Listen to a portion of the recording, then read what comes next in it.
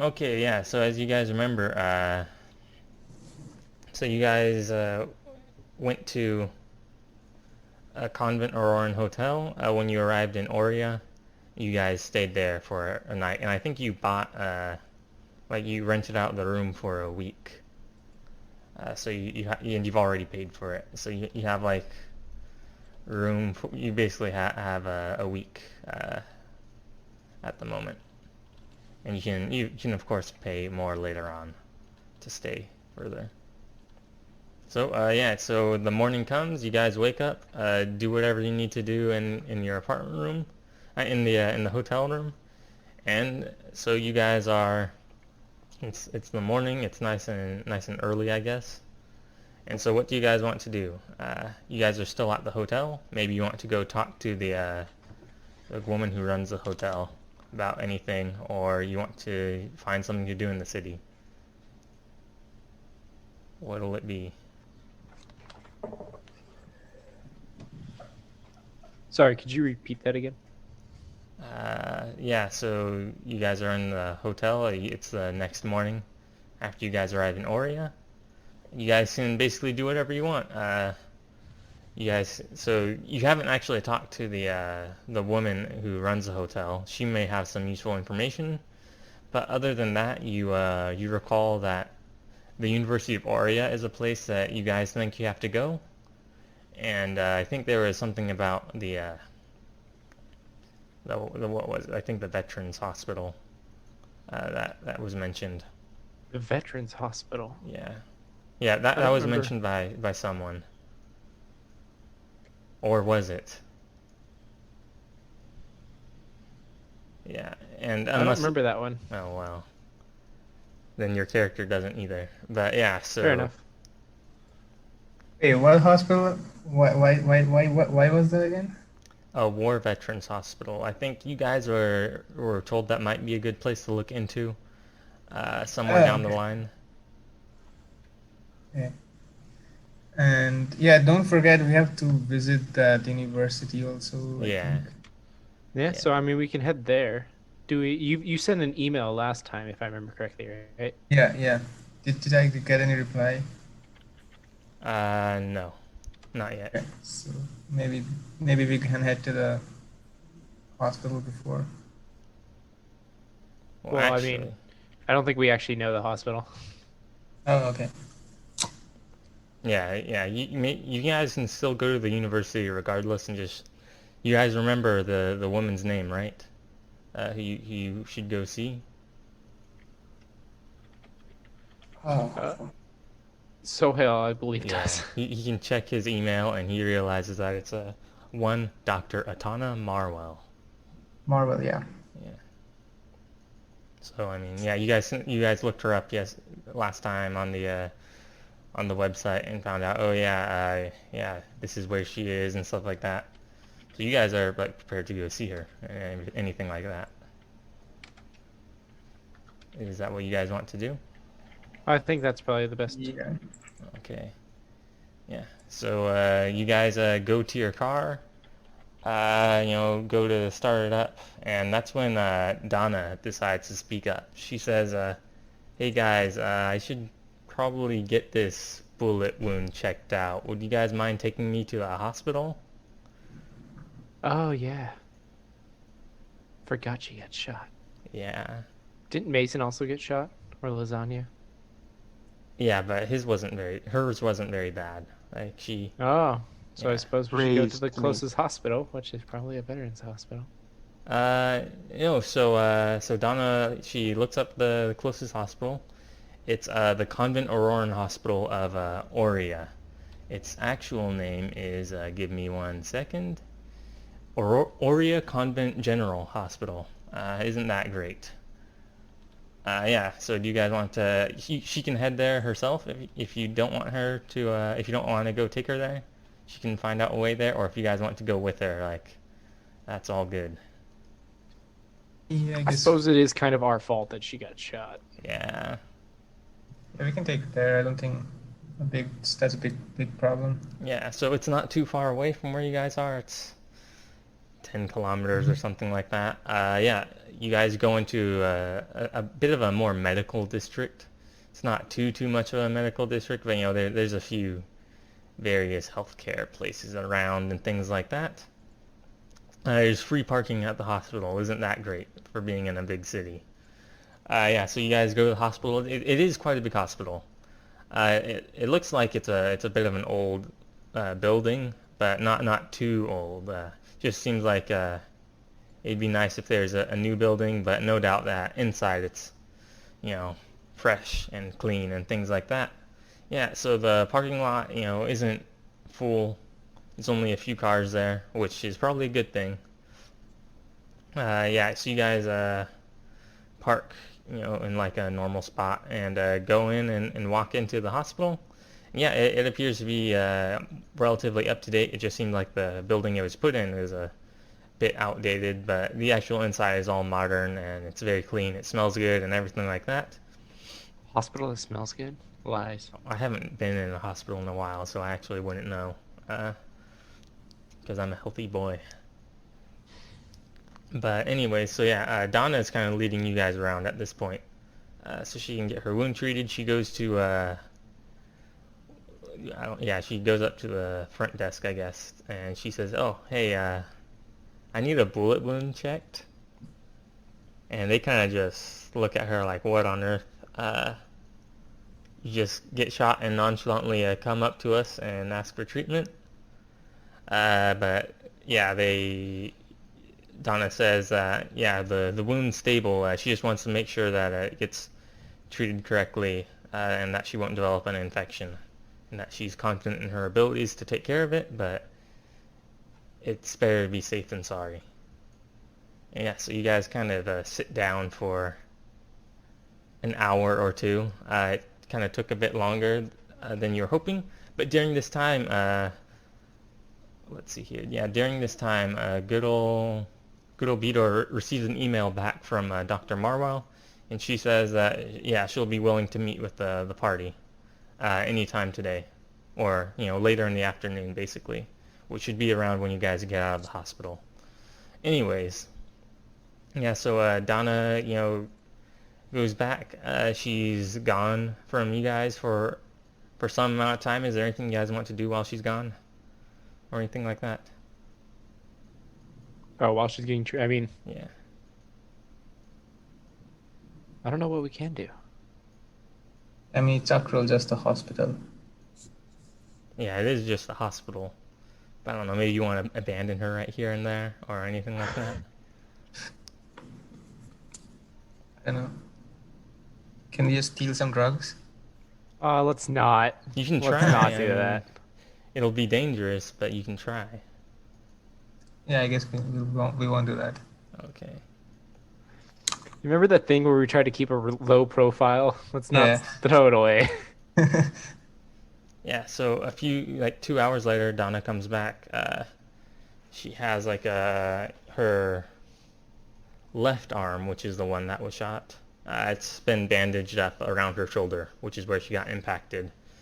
And yeah, she says, yeah, it's gonna be sore for a few weeks, but I didn't suffer any permanent damage, thankfully. But let's not try and repeat a situation like that again, guys. Yeah. So, Where were we supposed to drop her off again? uh, so at the moment, you guys don't really know. She's kind of just traveling with you guys.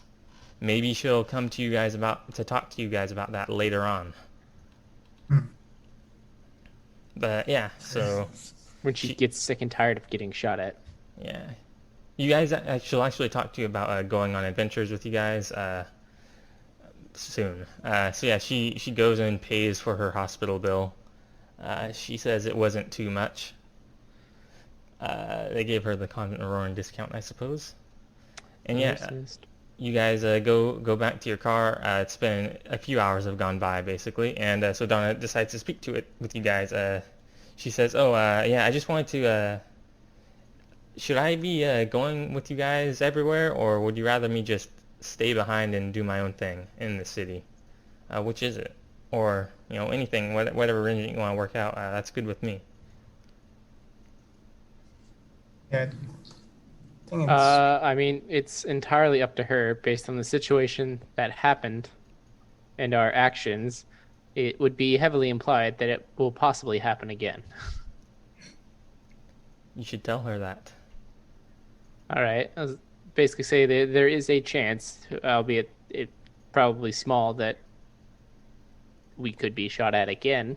So your call if you want to be a part of that part of it. Well, I suppose getting shot's always an issue you have to deal with. But, if things get too dangerous, I just won't go along with you guys. And, yeah, I mean, I'm fine, living with some adventure in my life. Yeah, I'll just tag along with you guys. All Maybe we'll right. get to see the city and things like that. Yeah, but, of course, anytime, let me know if there's something that's too sensitive for me to go along. So yeah, Donna will travel with you guys more or less permanently, unless you tell her, not to travel with you guys for any reason. Uh, yeah, so by default, she'll be with you guys from now on. Okay, yeah. So now you guys want to go to the University of Aurea, I assume. yes, I guess. Oh yeah. Is there anything else you guys want to do before that, or not? Anything you guys need to buy or anything like that? Think so. We have No. our stocks, right? And we're staying in a hotel. I guess it's fine. Okay, yeah, so then you guys move on to the University of Aurea. You guys are set on looking for help for searching for this elusive lizard and, kind of following the advice of people far more important and more qualified to kind of search for him. And so, yeah, you guys go to set out to visit the University of Aurea. So, you guys kind of depart from the hospital and you guys map out the route and you realize that this university is right in the heart of Aurea, so it's in a very packed area. And as Rock would tell you, it's actually in a nice area of the city. Yeah, so you guys drive out of the clean and peaceful streets of the Convent Auroran Quarter and then into a more dense but equally clean and well put together area. It's the University District, as it's known. It's home to tall apartment buildings that sit on top of small businesses and trendy chains, and this section of the city is home to the academic heart of Aurea. The streets are wide, with not just two lanes to carry traffic, but also bike lanes set to the side of each street, and with in addition to that, spaces to park on the sides of the roads. And the avenues do seem quite grand, and there's a divider that separates the two flows of traffic, each beset with green plants, trees, and flowers. And yeah, the University District does seem to have an air of freshness and openness about it that the much of the rest Pack Center do not seem to really have. Uh, the population of the area does seem to be quite divided, and it is a bit more diverse than the rest of the city. Yeah, there are these gentle, seemingly innocent students who are no doubt either blissfully unaware or in direct opposition to the horrifically oppressive government that supports their studies. Yet at the same time, there are sets of people who look notably militant, well put together, and aggressive. There seems to be this divide among the residents, with some students looking young and carefree, and others seemingly dedicated to the point of sinister suspicion. Why don't one of you guys give me a knowledge roll? I got this. Okay. I'm knowledgeable. Oh god. Tabs are being annoying.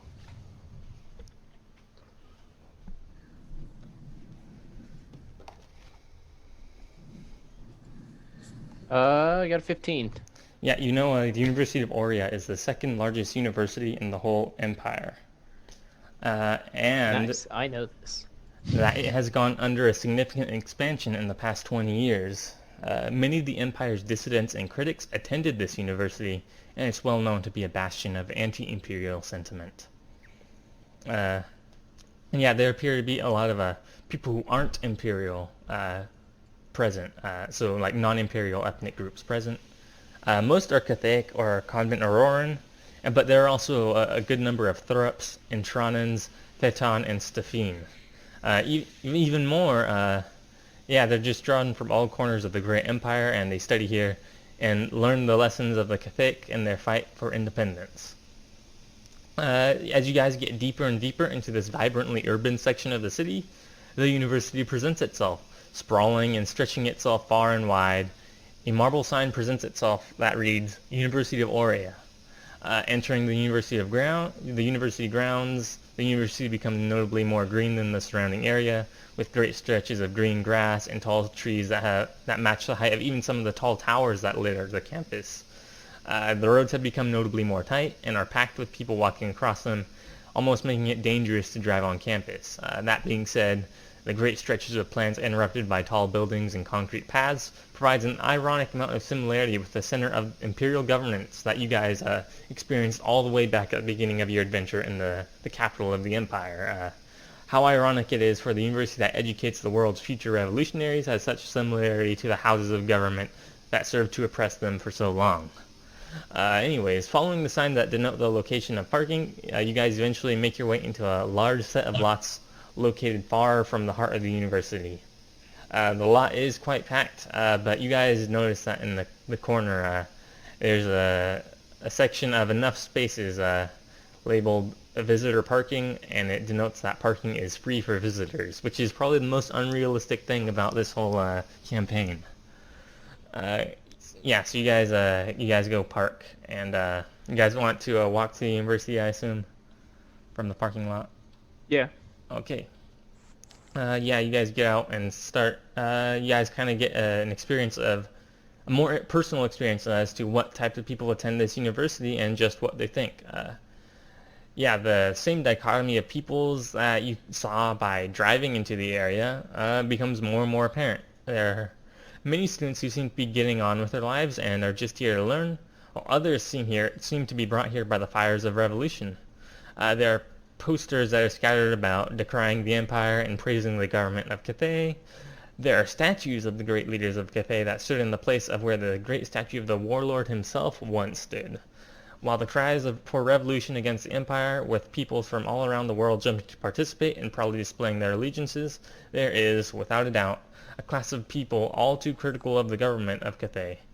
An adventurous few can be seen placing a poster of their anti-government views before running off, only for it to be taken down and ripped up just moments later. Indeed, maybe there are a variety of opinions at the university, but only one small section of them are amplified and supported. But walking around the campus, the party is able to see that the many buildings that administer and teach the students of the university, the older buildings appear to only be 1 or 2 stories high, while the newer ones tower several stories into the air. Grandly decorated, no doubt a sign of the bright future. There's also a new future being constructed, with new buildings being constructed in addition to old ones being torn down. One can only imagine just how much space is left to build on. So, yeah, you guys are kind of in the heart of the university. Is there anything you'd like to do here, other than visit the Banach Studies Department? Is there anything that you'd like to do beforehand? No, I can't think of anything.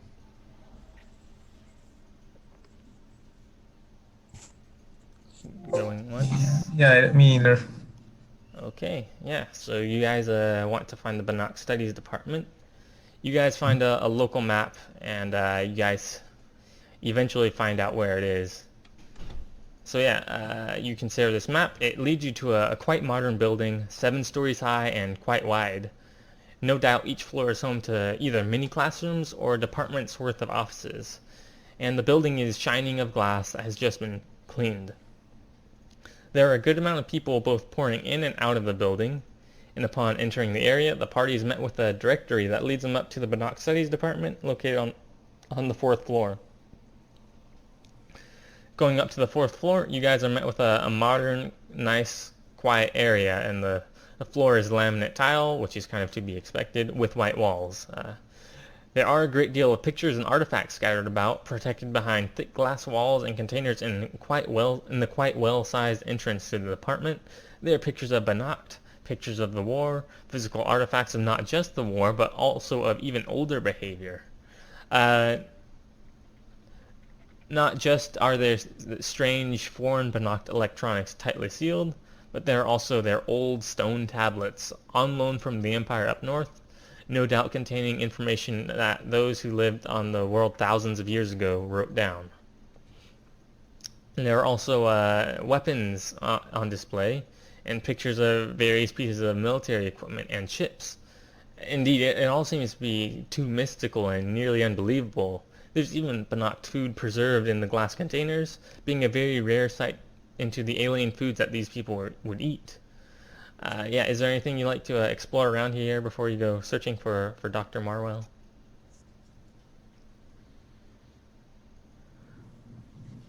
Can I take some of their food? It's sealed in glass Oh, never mind. containers. Yeah, it's like it's being displayed. You leech.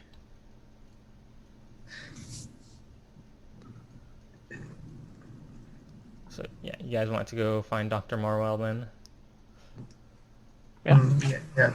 Okay, yeah, you guys leave the entrance floor of the building and you kind of pry deeper into the great deal of offices. Yeah, apparently each occupied office has at least one name printed on a plastic card set by the door. You know, you guys kind of move around, and after a few minutes, you find one. It reads Dr. Atana Marwell. The door is closed, but the light in the office is on, and yeah, you guys kind of there doesn't seem to be any noise from the other side, but for the most part, but you guys can kind of hear the occasional sliding of chair wheels. You guys want to knock on the door? Or just like try and open the door? Yeah, knock on the door. Yeah, you guys knock on the door. There's a sudden noise of footsteps that can be heard on the other side, followed by the door opening up. And this reveals who is in all likelihood Dr. Marwell. She has black hair and blue eyes and is very much a convent Auroran, seeming to be aged in her late 30s, if not just entering her 40s. She stands at a quite tall height for a woman, and no doubt being around 180 centimeters tall. She is wearing a long-sleeve, button-up light blue blouse with a collar and a black pencil skirt that goes down to her knees with black leggings underneath. Moreover, she has blue shoes with a slight heel to them on her feet. She does seem quite surprised with the sudden appearance of you guys in front of her, and no doubt that she wasn't really expecting company right now, but regardless, she seems ready enough to speak. Yeah, so what do you guys want to ask her right now? I tell her that I introduced myself and said I had emailed her last night. She says, oh, you guys, yeah, come on inside my office, please.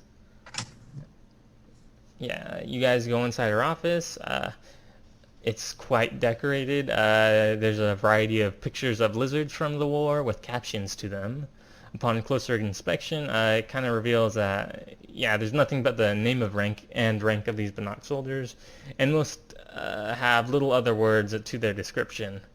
Each and every one reads their name, where they died, along with what is clearly a military-grade picture. But other than what appears to be part of her research, there is a great deal of literature put on some bookshelves in the corner of the room, with a lounging chair and a table to keep things on while reading. Of course, Marwell goes and sits behind her desk, which is layered with books, papers, and a laptop. She presents her arm, signaling to a set of to a set of 4 chairs scattered about her office, and she goes and sits in her own chair. And yeah, so you guys all sit down for the most part. You guys have 5 people with you, so one person has to stand. Who wants to stand? I guess I'll stand. Okay. Yeah, so you guys like both kind of offer the seat to Donna, and you guys are both like standing there like pointing to it. And yeah, Donna goes take the chair, and then you guys both go to the last remaining chair, and you guys kind of just like stand in front of there for a few seconds, trying to let the other one sit, and then eventually Bidor sits down. Anyways, so Marwell says, "All right, so what brings you here?" Yes. So we are a bunch of people who are a bit curious about the lizard folk. Oh yeah, that's great. I'm not sure if I'm too good with outreach, but let's introduce ourselves. So are any of you students here or at another university? Mm, not really. I myself I come from up north. I am an engineer by profession. No, okay, well, no need to be proper then. I'm Atana Marwell. I'm a professor here at the University of Aurea. Well, come on, introduce yourselves.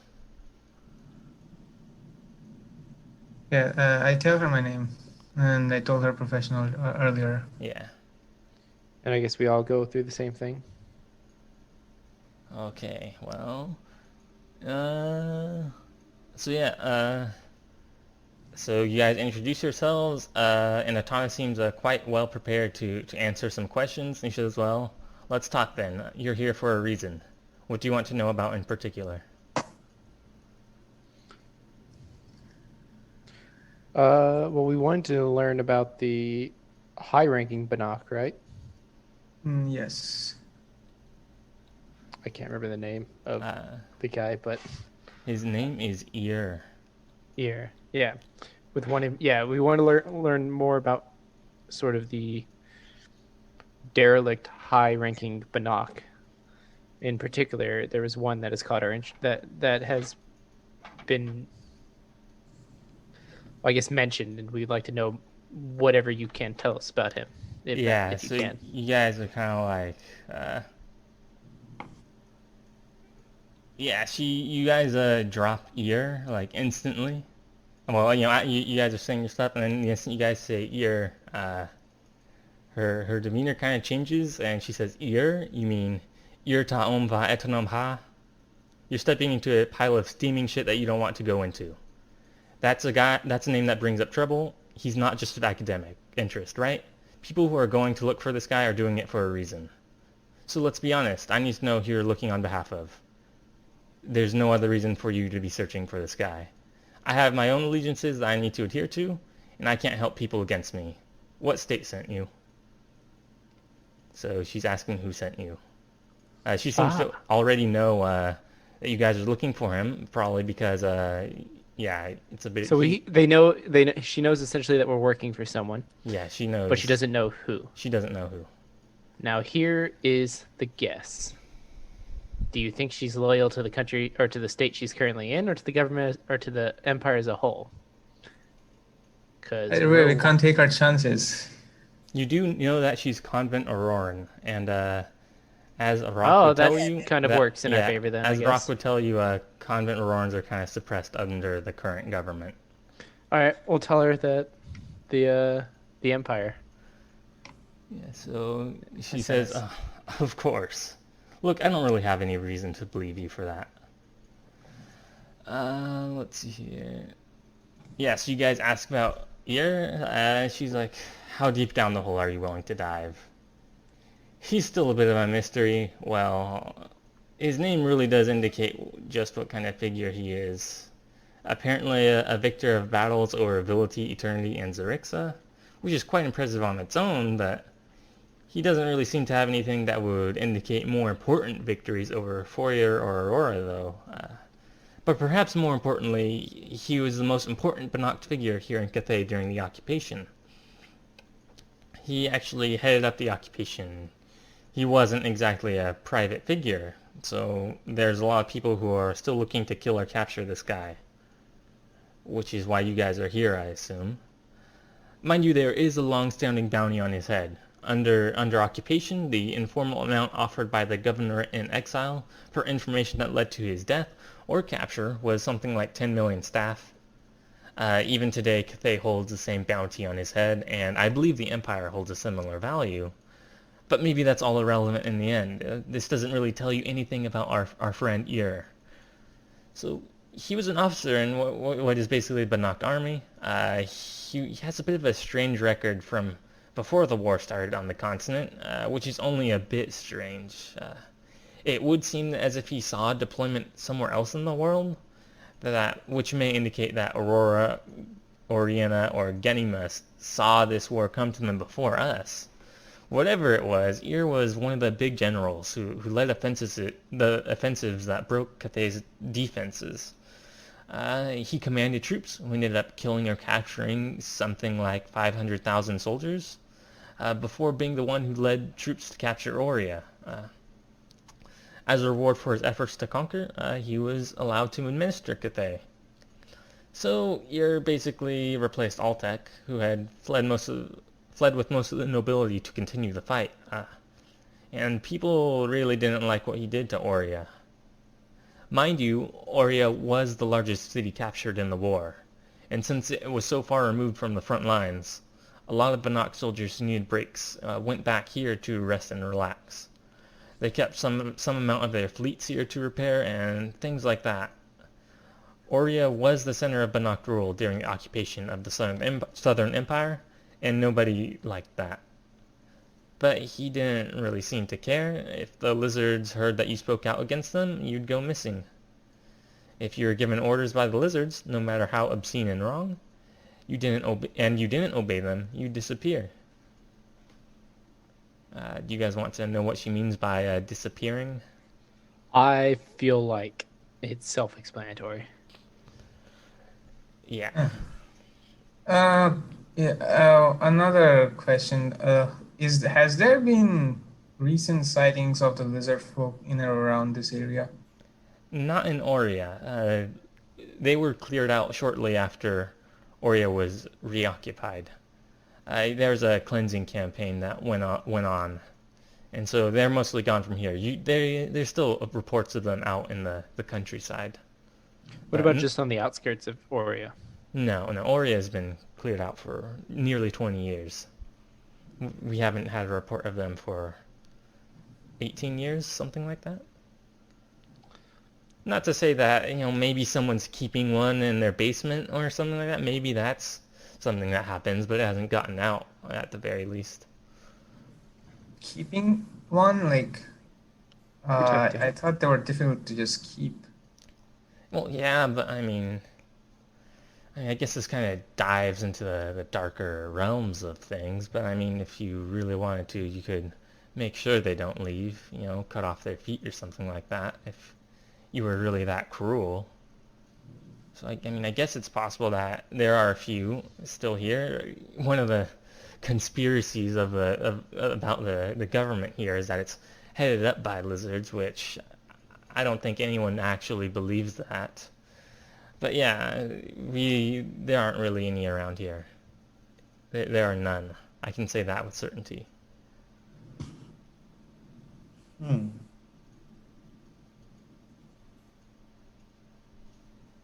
Yeah, so it's actually quite funny. Here is one of the modern founders of Cathay's police state, and much of what he did to suppress the population under occupation has kind of just been kept in place or just painted a different color. It's a bit strange considering how anti-Banach the government is, and he wasn't a nice man or anything of the sort, or at least if he was, he sure didn't let us see his nice side. But anyways, when the Reconquest started, Yer stayed here in Aurea until the Empire was about to retake the city. Thankfully, Yer seemed to use some kind of judgment and not destroy the city before fleeing.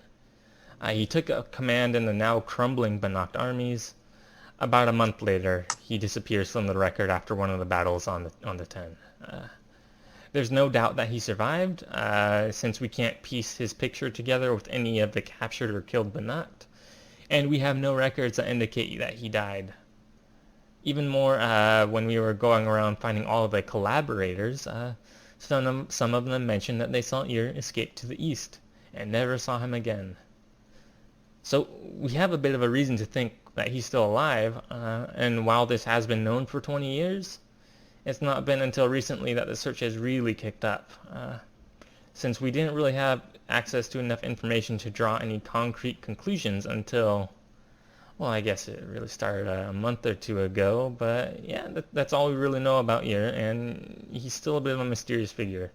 There's no absolute wealth of information that we know about him. Most of the data that we can look through are just records that tell about deployments and casualty lists, which don't really build much of a story to tell. So what happened about a month or two ago? Yeah, I was about to ask the same thing. Well, that's something else entirely. it's a long story. It's just that I face a lot of issues for who I am, where I work, and all these other things. They'll just stack one on top of another until we get to the most current one. So let's start with one issue. I'm the only competent Auroran here in the Banach Studies department. I'm also the only woman here. Everyone else is a Cathaic man. Maybe that's not anything to be surprised at, but just back when I was hired, there were a lot more convent Aurorans. Everyone had been conveniently pushed to retire or to find jobs elsewhere. Most saw the writing on the wall, including myself. But I'm just a bit more stubborn than most. Mind you, there isn't something unique to just this department, but the university as a whole. The university is trying to push out all non-Cathaic professors, and they're even working on finding an excuse to deny non-Cathaic people admissions. This is a bit of an upset from tradition. Maybe you'll know that convent Aurorans are among the most educated people in the Empire, and as such we tend to be overrepresented in educated professions. And at this, Donna speaks up. Tell me about it. I'm a doctor. I couldn't tell you how many times I get the stereotype tossed at me. And then Atana continues on. Well, while most people left without any real questions, I've been a bit more difficult to get out. I just refuse to budge. And there have been more and more aggressive methods of pushing me out of the university. So at first they said I should try looking for a better job in the provinces. I told them that I'd rather work in Aurea.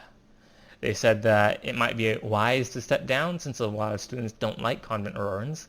And I told them that maybe if the state didn't educate people in that type of behavior, it wouldn't happen. And that I was already used to it. And then it was being brought into the department chair's office to be told that there were complaints from my graduate students, staff, and basically every person who exists telling me that I wasn't a good fit for the university and that I should leave. I asked them for the formal complaints submitted in writing, and the chair looked back at me with eyes that just pleaded with me to just leave. It was in my best interest, and he left it at that. I didn't really care. Then the state took away my research funds and told me that I was making insufficient progress on my topic of research. I showed them that I'm among the most cited Banach Studies scholars on the continent, and that shut them up for a few weeks.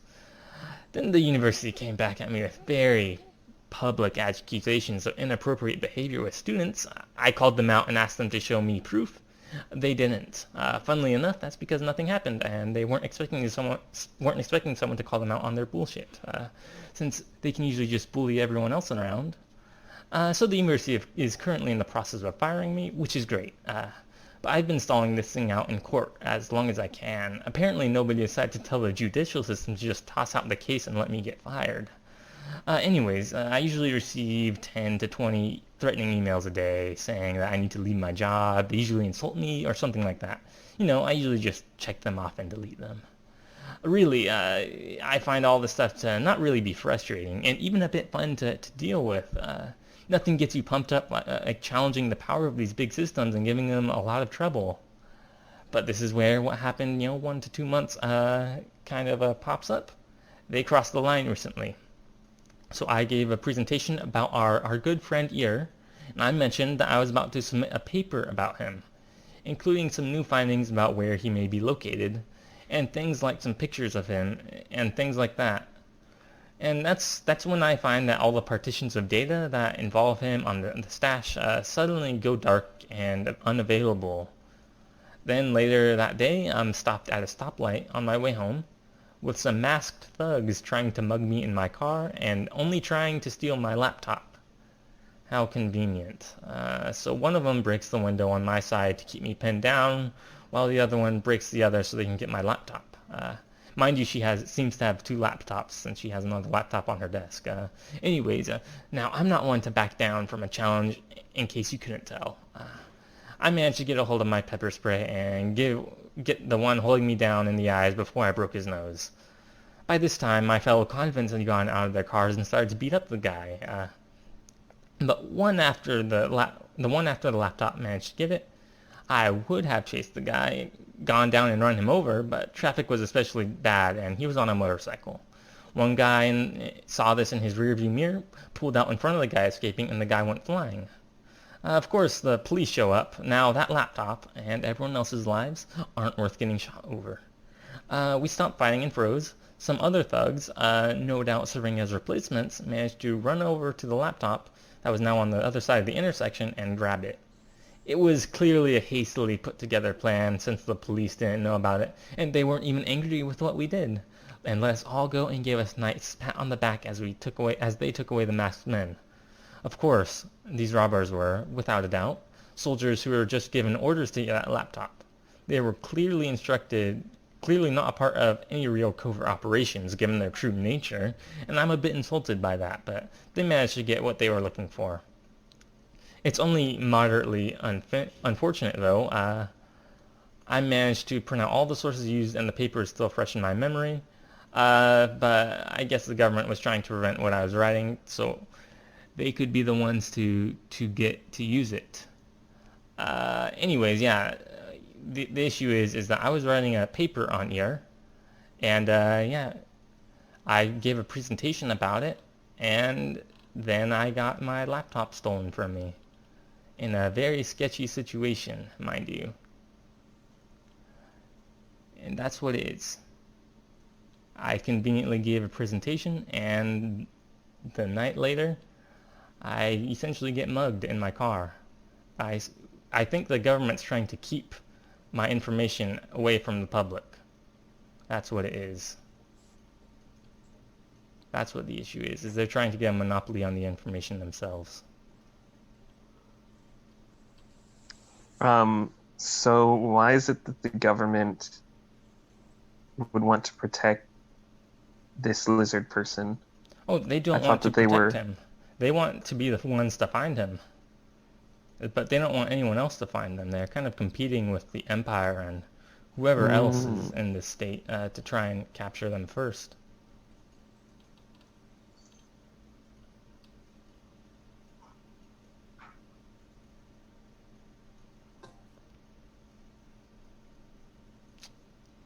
So let's see here. Yeah. What else do you guys want to ask her? So, was that the only time you were uh, uh, harassed for information regarding this? Yeah, it's the first time. I must admit it's a bit weird considering that, if I had published the paper, they would have been able to see it without stealing my laptop for it. But yeah, it's the first time I've ever been harassed for information such as this. But I don't expect this to be the last time.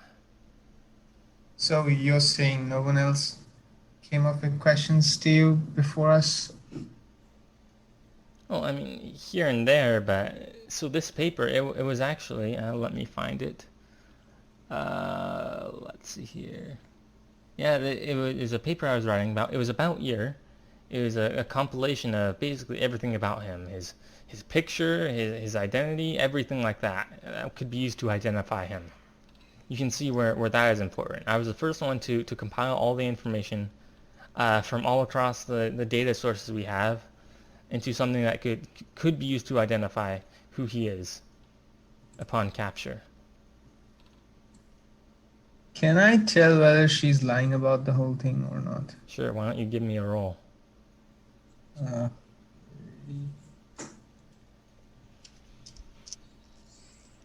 so,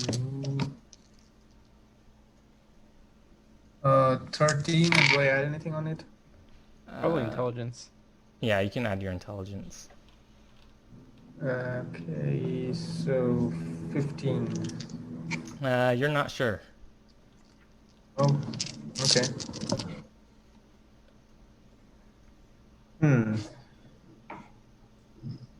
So I tell her like, well, if the government already has your data, why are you still alive? I mean, they're not that cruel. They're not just gonna kill me in cold blood. I mean, I guess they could. I mean, it's not the first time they'd have killed in cold blood, but I mean, I do useful stuff for the state in terms of research. I mean, let me show you something I published recently. So she goes to her, let's see here. Yeah, so this is the last paper I published. It was a brief biography on a Banach general. His name, well, I guess the organization is Korom Vanam San. Translates to Korom, the eater of men, with the implication that he enjoys men as a fine, fancy food. His first name actually means judge when used in a non-legal context, as if I were to judge someone for looking at their phone while driving. Anyways, aside from his name, he was one of the more decorated army commanders on their side, at least from what I could tell. His service record was unusually clean, since you'd figure that a guy called the Eater of Men would have had some kind of insanely dark record, since the Banach earned their titles. That kind of gives me suspicions about the Aurorans and how they handled the initial data store, but oh well. Corums served as admiral of the fleet for 2 years in the time before the Battle of the City. While he wasn't really complicit in any war crimes or anything like that from first glance, he did meet a brutal fate when he went down with his ship. We even got to confirm his death from the Aurorans. So Atana picks up like this paper on her desk, and she shows it to you guys. It's basically an example of the type of stuff she publishes. It presents the picture of a gray-skinned Banach with black eyes presented in a headshot, looking almost like a soulless creature. A caption below the picture denotes that this is Korom. Right next to the picture is a pile of ash, bones, and remnants of armor with a caption that states that these are the remains of Korom, mixed in with some amount of molten ship metal and other contaminants. Yeah, this is the kind of stuff I publish. I look into the service record of these important people in the Banach army and navy, I guess, and basically, essentially write very sparse biographies about them. And I tend to focus mostly on the political figures who were present during the occupation, but sometimes I do things like this too. Yeah, so this is like the kind of thing you could expect from her. So you would essentially be able to you have a picture and like all this information about like a given person, a given one of these lizards in order to be able to identify them. So we would also include things like thumbprints and stuff like that. Yeah, and this is the most he's not the most this guy is not the most interesting guy, since the data bank seems to be really empty on him. But this should be a good idea of what my research is like. I find someone who looks interesting and I search them up in the database, follow their journey, documenting it, writing it up, compiling some pictures and things like that, and then publishing it. I'd say it leans more on the historical side of Banach studies, but every once in a while I get a collaboration with some other areas. For example, maybe I'll document the journey and story of a missing Banach soldier. Someone else in the field will find him, and we can have a nice and complete story. Regardless, that's what my research is about. It's pretty fun once you get past the fact that you're reading up on murderers all day. I mean, I wouldn't have been able to tell you that I'd be one of the top experts in the field while this young, but life works out that way.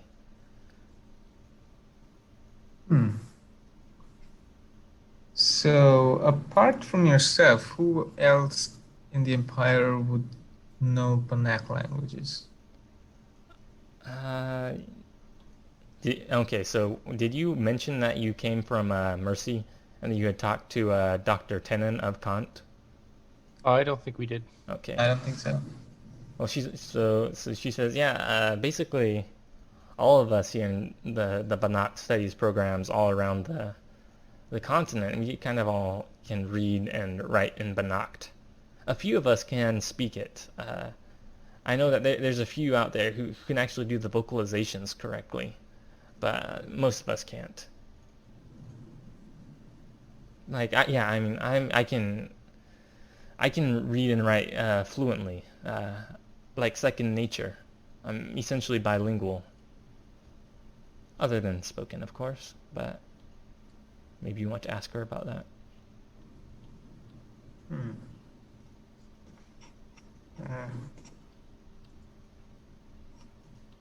What else do we need to know? What else do you want to know?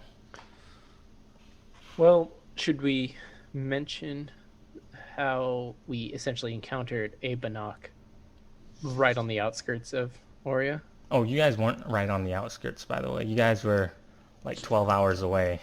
Oh, okay, never mind then. Yeah, you guys were a long ways away. So far, the only information we have is he's to the east, and the other people have a leg up on us. Yeah, but it does seem like good old Atana here has like all the information you guys need still.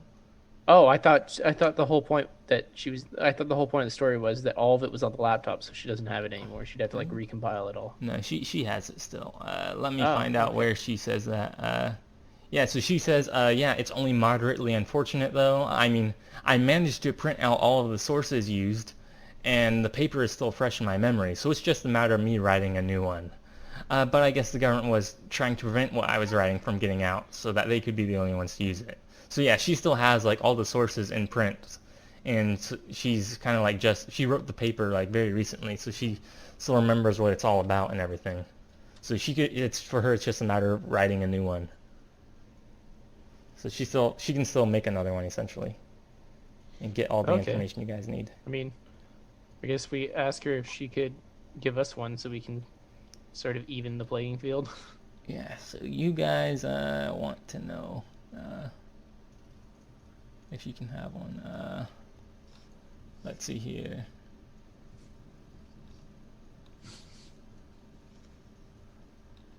You guys want? Yeah, I just need to find it. Let's see here. Yeah, so you guys want the information, and yeah, she's like, of course, if you guys would like a copy of some sources, and maybe even a very important paper I was about to publish recently, I would be happy to provide it to you, if you can prove it to me that you're trustworthy. I don't want to deliver things into the hands of Cathay's government. Fair enough. How do you propose that we prove ourselves? I'll be honest, you can't prove yourself to me, but you can prove yourself to others in my community.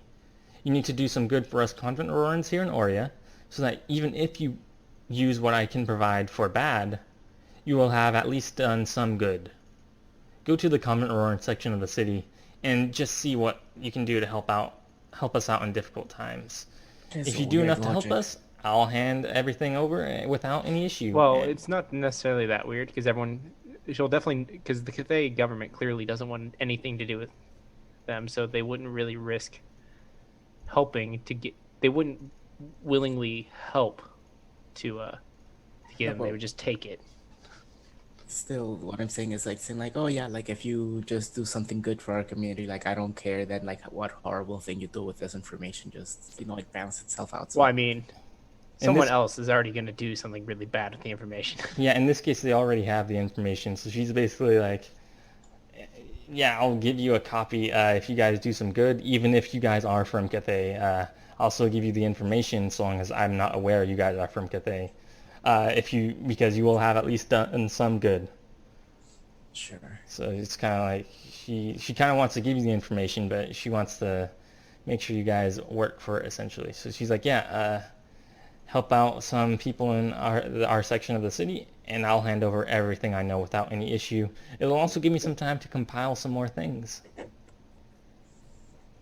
All right. Did she have a recommendation on a starting point? Yeah, why don't you head to the Temple of Aurora? It's the big temple in the Convent Auroran section of the city. It's a very nice place to visit. You should definitely visit there, and that's where the whole council that represents the Convent Aurorans in Aurea and all of Cathay. That's where it's all based and stuff like that. And the people there, they'll be able to help you a lot more. You know, they do accept volunteers for help and things like that. Even if you're not Convent Auroran, they'd be happy to provide you with some things to do. All right. How will you know when we've done this? Oh, I'll contact them. Don't worry. Okay. Let's see here. Yeah. What else do you guys want to know? Do you want to ask for some more clues on how to find ear? Because that's something you should know. You went, Robody. Oh, I mean, yeah, so you may want to ask Atana here for clues on how to find ear, because her information that she can give you will not be able to actually tell you where this guy is. All she really knows is his identity. you're turning into a into a robot in the middle of that sentence. Oh, yeah. So Tana's information will not tell you where Ear is. It'll just tell you his identity, so you can prove that when you find him, it is him. You won't be able to use her information to actually hunt down the guy. All right. Yeah, I guess we ask her if she can prepare that as well in exchange for us helping. She says, yeah, I don't really know where to find the guy, but But any hint, any Yeah. sort of if I were cardinal any, direction could probably help. if I were any other Banach general, if it were any other Banach general, I'd tell you that there are no clues. But let's not forget that Ear governed the occupation of Cathay from Aurea. There are, without a doubt, some people who have had close encounters with him. I imagine that some prisoners of war have also had some kind of close encounter too. Really, if I had to name some places, I'd say it'd be worth it to check out the Temple of Aurora, which was desecrated in the war. The Veterans Hospital also has a mental health wing that holds a lot of the men who fought in the war who were deemed insane. Some are genuinely mad, while others may just be misunderstood. And maybe check out a holy order or two. They probably have an interest in finding Ear. Finally, maybe someone in the Banach Society of Aurea can help you out. They're a society that all of us Banach Studies professors are a part of here. It's mostly just enthusiasts, but there are a few who may know something that I don't. So she has given you essentially 4 leads to go off of. All right. Could you? I'm gonna write these Yeah. down and like. Yeah. So Temple of Aurora. Here, wait. Give me 1 minute to. Okay.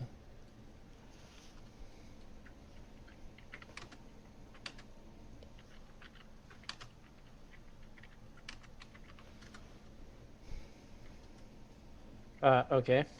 Temple of Aurora. There is the How do you Veterans spell Hospital. Aurora again? Aurora. Oh, okay, so it's exactly as it sounded. Yeah. All right. Yeah. There's the Veterans Hospital. There is the A Holy Order. You don't know which one. She hasn't told you, and she doesn't seem to really know. And the Banach Society of Aurea. Aurea is spelled Aurea.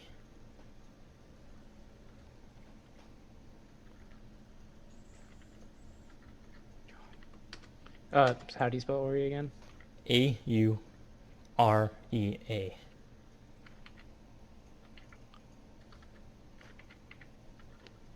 All right. Yes, she's giving you some leads.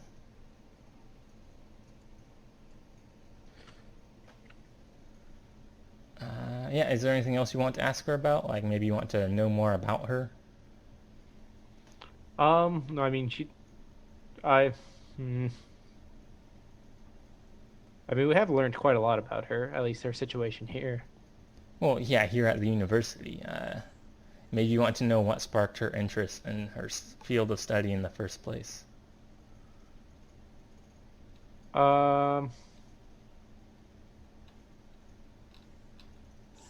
I don't. If anyone else does. I actually have a question for her. Mm-hmm. So if we do come into contact with one of these people, could we contact her and see if we can get some sort of translation? With one of the Banach? Yeah. She says, yeah, you can. I'm always a bit busy, but I'd be. I'm not sure. I don't know what loyalties you guys have. I don't want to get myself caught up in anything too big. Well, do we have a way we could contact you remotely? I mean, you have my email, don't you? Yes.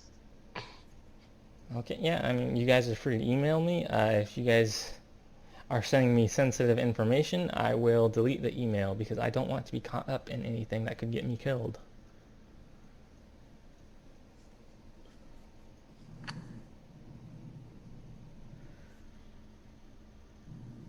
All right, so that's a hard no.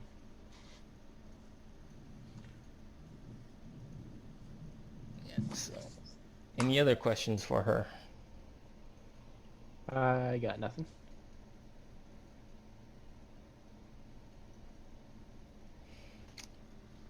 All right, going once, going twice. Let's see here. Yeah, so yeah, you guys are basically done asking her with questions, I assume. Yeah. And yeah, so she seems to be willing to provide information to you guys if you help the convent Auroran community out in Aurea. And yeah, so you guys kind of get up and leave after after finishing up. You guys go back to your car and everything like that. And actually, so I will say this ahead of time. Maybe you don't have to help out the convent Aurorans to get the information. There is a way to get it without doing this. But I will leave it up to you to figure out how to do that, if you want to. Okay. Yeah. So that is always an option, is to find this information, is to get this information from her without doing the quest, the help in the convent Aurorans. So that may be something you want to consider to do. I can't give any information beyond that. But yeah, so you guys kind of, let's see here. Yeah, so you guys are headed back to your car, right?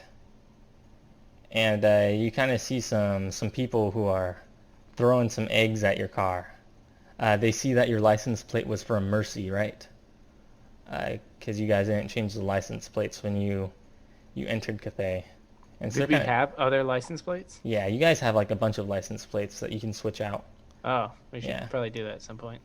Yeah, so these guys are kind of throwing eggs at the back of your car, not at the windows or anything, but yeah, like at the license plate, and they're like, yeah, these people from Mercy, from Anok, that's what it is. What do you guys want to do? Just like beat up these guys, run them off? No, I'd say just shoo them away. Let's go. Yeah, so you guys try and shoo them away. Why don't one of you guys give me a strength roll?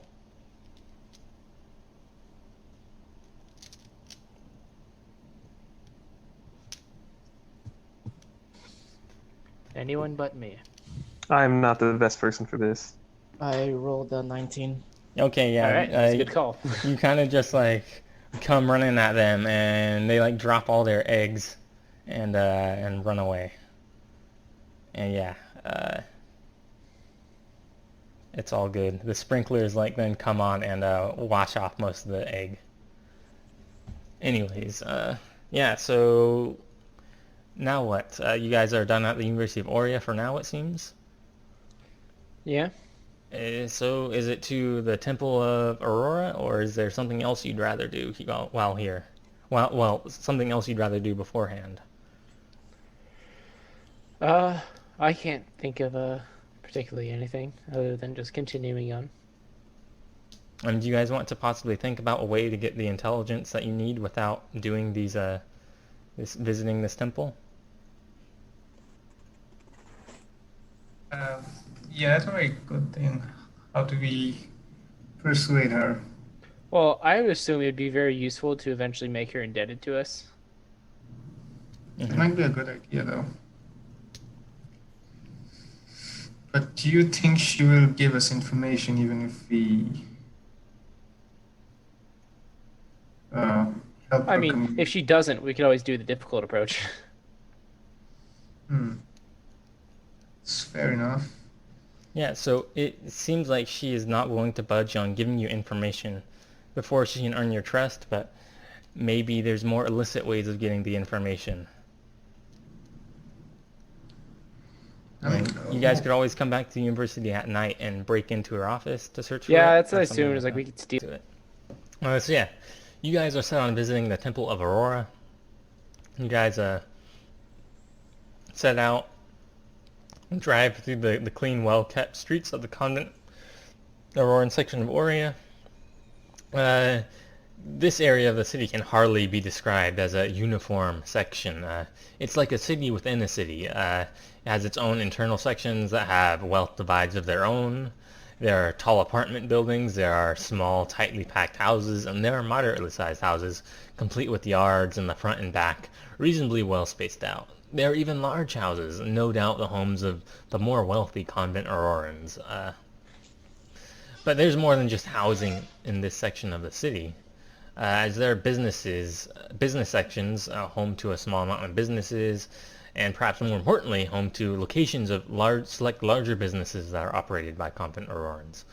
One may also note that a few businesses are not owned by the convent people. However, they tend to be fewer in number, and even then, one would note that their workforce closely resembles that of the local demographics. Indeed, practically everyone in this section of the city is convent Auroran. There are a few who visibly stand out and often stand alone, isolated from others who would walk the street, and one can only wonder the stories that these isolated people could tell. Yeah, so does Rock want to give me a knowledge roll? Or anyone, really? No, let's rock and roll. Wow, that was low. 5. Oh, you got a 5? Okay. Yeah. Yeah, you don't know anything about the convent Auroran section of the city, apparently, even though you're from Aurea. Yeah, so that being said, Donna speaks up. She says, "Oh yeah, in Mercy, we kind of had like legally imposed ethnic segregation in the convent Auroran section of the city. You weren't really allowed to buy property in that area unless you were convent Auroran. Maybe with the government here in Cathay, things have changed. Yeah, you guys, but all things aside, you guys make your way to the more religious district of the section of the city. You guys have to first pass through all the nicest houses in the entire convent Auroran section, home to large, often walled off yards with multi-story houses that are decorated and built ever so ornately. Indeed, one might say that this is just a preparation for that which is to come. Looking forward at the top of a tower can be seen. Just barely. The insignia of Aurora decorates the top. Upon moving closer and closer, the tower in the distance clearly becomes part of some larger building. This must be the Temple of Aurora. Moving closer and closer reveals the whole structure. It is enormous, ancient, and looks as if it was pulled directly from a time thousands of years ago. It dominates the surrounding area, commanding attention. It is brilliantly painted white, blue, and gray, and is no doubt at least 10 stories tall. Almost in a modern tower-like form, stretching up far into the sky with its ancient concrete form that was the same as it was thousands of years ago. Its walls are relatively broken up by clear glass windows that, upon looking through, reveal a relatively ornate interior, home to works of art and artifacts, alongside people exploring the massive insides of the temple. However, as much as one liked to gawk at tall pillars, arches, and stature of the building, there is business to attend to. Looking around, there's kind of a sizable parking lot right next to the temple, conveniently placed. You guys kind of move towards it, and there's a sign that states that it's public parking, supported by the Temple of Aurora. It's free too. The lot is quite packed and nearly full, but there appear to be just enough spots nicely placed for you guys to go and park in. There are a lot of cars looking to enter the lot and a lot leaving, and so no doubt this is a popular place to visit. A lot of the people who seem not to even be convent Aurora in the first place, the ones who are visiting, they may just be Catholic people looking to visit this ancient landmark in the city of Aurea. Yeah, you guys park. You guys want to walk across the street to go to the temple, I assume? Yeah. Okay. Yes. You guys park and walk across the street to the temple itself, and yeah, there's actually a proper sign to the temple. It's located in a quaint spot and not really blocking the way into a temple, but it's still clearly visible to you guys. It reads, "The Temple of Aurora." Of course, does someone want to give me a knowledge roll? Sure.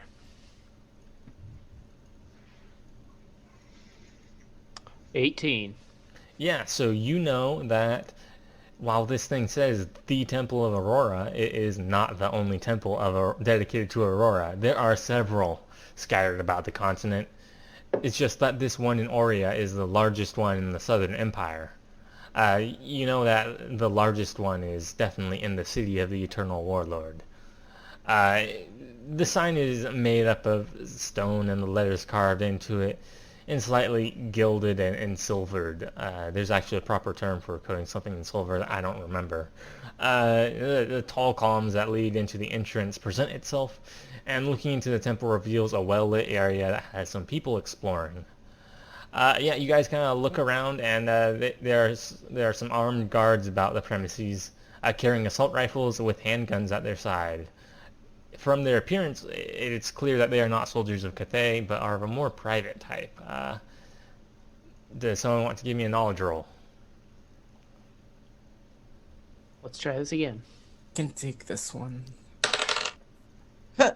5 again. Yeah, you scratch your head, and yeah, you don't really know. Yeah, but quite interestingly, they're clearly not just male soldiers, but there are also a few female ones who are kind of just patrolling just as equally. And most of these people seem to be convent Aurorans, but there are a few who aren't convent Aurorans. Do you guys want to go up and talk to one of these soldiers, see what's up with them? They seem friendly enough. So, wait, why are we talking to these soldiers? I mean, maybe again? you want to figure out something about this temple before you go on in. Sure, okay. Yeah, you guys approach the nearest soldier. It's a female convent Auroran, proudly having the Great Seal of Aurora's Holy Order emblazoned on her Auroran-style uniform. No doubt an attempt of a reproduction of the true Auroran uniforms, though still a bit flawed in design. These uniforms are clearly cloth-based, and not the true ceramic, metal, and plastic Auroran ones, and these reproductions lack the fully inclusive helmets that the Aurorans are well known for, and instead the Holy Order uniforms are equipped with a variant of the standard Highlander military helmet, which is also common to the Empire. Of note is the rifle and sidearm carried by this holy warrior. It is of a Holy Order of Aurora build, and it is common among many holy orders. So basically it seems as if this soldier is a member of a holy order of some type. In particular, the Holy Order of Aurora, in its full title, the Holy Order of the Queen of the Ice. I will abbreviate it as HOA sometimes, not to be confused with Homeowners Association. Yeah, so this woman is has red hair and blue eyes. Is a bit of a below average stature, and she appears quite a bit more feminine than expected of a stereotypical soldier. But upon you guys approaching her, she speaks up. Greetings. Did you need my assistance? Wait, are these Holy Order uniform the same as the one we saw before in Mercy? They are of a different holy order. Okay. We did need to talk to a holy order. Yes. Okay, I guess we just say we're new around here. We're looking to visit the Temple of Aurora, and we were just hoping we could get if you could offer some information. Yeah, this is the Temple of Aurora, as you know. It was built thousands of years ago during the Auroran conquest, back when what we now know as Aurea was part of Aurora proper, along with much of the known world. It is during this golden age that this temple was built, alongside the most ancient of the convent Aurorans of Aurea coming to live here, brought and coming from lands far away in Aurora, where the cities overflowed with people. As you can tell, it is quite the impressive structure, especially when you consider just how old it is. I think that it was just 100 years ago that it was the tallest building in the Southern Empire. And I'll be honest, it's always an amazing temple to be able to work at. It always seems like there's something new to see in it. It's also always pleasantly cool in there, and things like that. It's clearly a mystical place that has a power of its own, alongside just being a cool place. Oh yeah, the religious authority in Aurea is based out of here, so it serves as more than just a religious landmark. The convent Auroran leadership convenes here, and does their best to run things from here. And they're here because they believe that they are doing the work of Aurora by uniting those who came from her lands long ago, presenting a united front, and representing all convent Aurorans in Cathay. It's significant for that. Almost forgot. Back when Aurea was the capital of the Auroran state here, this temple was a capital building. It used to serve as a place where Aurora placed her delegates for the short time she was here. Also, back when Aurea was an independent principality, the prince lived here. But, those times are long past. But it shows that this temple has been home to more than just religious figures, but also powerful military and political ones, too. You guys want to ask more about this principality that she briefly mentioned, or not? Sure. Yeah, the principality. Yeah, so it was called the Principality of Continental Aurora. Basically, after Aurora left the continent, there were a lot of Aurorans who had moved here, and they were the ruling class. When Aurora left, these Aurorans remained in power and formed their own realms of their own, often still vowing allegiance to Aurora. In the case of Cathay, much of it was under this principality, which had a somewhat elective prince who had served as the head of state, though claiming to be a vassal of Aurora. In effect, the area was completely independent, though, and the descendants of those Aurorans made up Cathay's convent Aurorans. Yeah. There wasn't much to say on that. Essentially, this is basically what happened before the Empire had conquered, and even before the other conquests before the Empire had conquered. So it's like ancient history, basically. What else do you guys want to know? You guys want to actually know about Aurora, this person who seems to have everything named after her? Sure, yeah. Okay, yeah. Well, Aurora is an ancient spirit. She had her start as a woman born in the far north of the continent, in what we would really consider to properly be Aurora. When she was quite young, she met the spirit Foyer. Because you are a Highlander, the Highlanders already know that Foyer is essentially the head of state of the Highlands. When she was quite young, she met the spirit Foyer, and while he departed quickly, he influenced her by planting the seeds of power in her, and by opening her eyes to the power which lay beyond. Over the years, Aurora developed her trademark powers that allow her to control not just the ice, which she declared herself queen of, but also of cold, frost, and all other such things. She raised an army, using her great powers to impress those to her side. With Foyer alongside her, she conquered a reasonable part of what we would now consider Aurora, starting with the conquest of Glacier. I mean, maybe you've been to Novglacier, which is named after Glacier, and is even home to another temple like this one. However, yet in her youth, she was murdered by cowards who refused to join her empire. But death could not hold her back. Anyways, as a reward from the cosmos, from her great conquests, Aurora ascended her form into her form as a spirit, immune to death. But while she departed from the world for nearly a century, those that took charge of her conquest went and continued on with expanding Aurora, solidifying her rule. When Aurora returned, they relinquished their power with great respect, and Aurora continued her personal rule, which would eventually see her expand to her current borders. While I'll cut down on the rest of the history, Aurora is one of the most important spirits in modern history, not just due to her role in the conquest of the city, in the Orianian Genema Wars, but even in more recent times. She showed her endless power and glory by destroying the invaders who came from stars untold, brought untold might and technology, intelligence and power, and saving the people of the continent yet again. In that paragraph, she is essentially referencing the Banat, the defeat of the Banat, by the way. One might say that if she did not have these temples due to her conquests from long ago, that her recent actions would warrant building them. Yeah.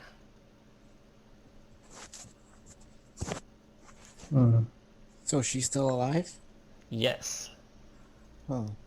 Aurora is still alive, and she has like a billion things named after her, including, not limited to a country, the people of that country, a diaspora people that aren't a part of that country, the continent you guys are on, and there's probably a whole bunch of cities. That's at least 5 things. So yeah, that's why you see the word Auroran a lot, almost unnecessarily so, because she is important to the point of annoyance. So what else do you guys want to know about this person at all? Maybe you want to know about her holy order. Or maybe you want to know about... maybe you want to just ask about her job. Or about Aurea or Cathay in particular. Or just ask her about herself, you know.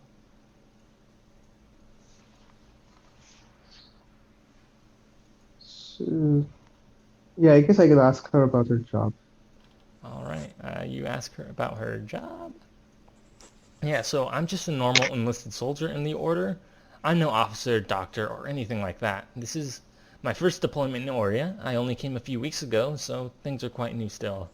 In my case, though, I'm mostly just patrolling the area to make sure that nobody is looking to cause trouble. Convents are always well behaved until the Cathaics start provoking them, and even then the Orians here know not to misbehave in the presence of Aurora. Most people here are either secular tourists or just doing things for religious purposes, so they're not here to cause trouble. The government doesn't even want trouble brought here, and there are those who are maybe take the government's ideology a bit too far and start up trouble. So far, there've been two incidents that since I've been deployed. First one was some crazy guy running at the convent ladies and touching their breasts. Haven't seen anyone get taken down so quickly. You had all the convent men running after this guy, with one of them calling the police. Police show up, tase the guy, then the convents have a good time kicking the guy before the two groups give one another a few pats on the back before taking the husk of a guy away in a cruiser. It reminded me of frontier justice in the Highlands, just in a city of 30 million, so that was a bit weird. You pick up from this that this woman may be from the Highlands. She appears to be a convent Auroran from the Highlands, from what you can take from this. Second one was some drunk hooligans stripping down and running around the temple naked. I managed to catch one running past me. I slammed him to the ground and knocked him out colder than Aurora's winter. I held him down while the other guards captured the rest. Police came and took them all away. Getting drunk's a crime, so stacking that with indecency can't be good, especially given the reputation of the police around here. The first crime sounds like something a 5-year-old would do, of like running around grabbing people's breasts. Like, Yeah. that's so random. He was probably insane. He says he was a crazy guy. You know, sometimes you just gotta run around and touch a boob. Yeah. He was an incel. Jesus.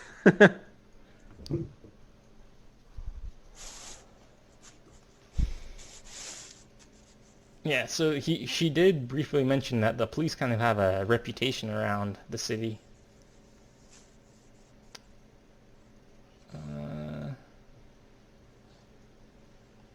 Let's see. Yeah, maybe you want to know about her thoughts on Aurea, or maybe you want to know about Cathay some more, or you can just ask her about herself. I think that's basically all there is left to her.